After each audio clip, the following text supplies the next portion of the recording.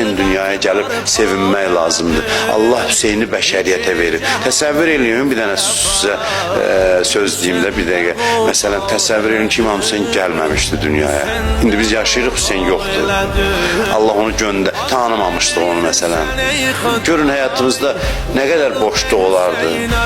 Görün, təsəvvür eləyin. Yəni Hüseynin olmamağını təsəvvür eləyib şadlanasan ki, nə yaxşı sən dünyaya gəldin.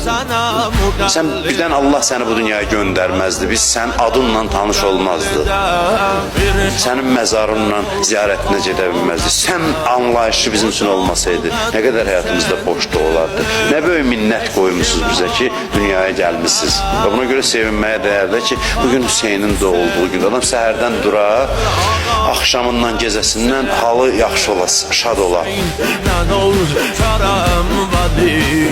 Cehana sarvaram Hüseyin'e o karlı kimi Şahlığa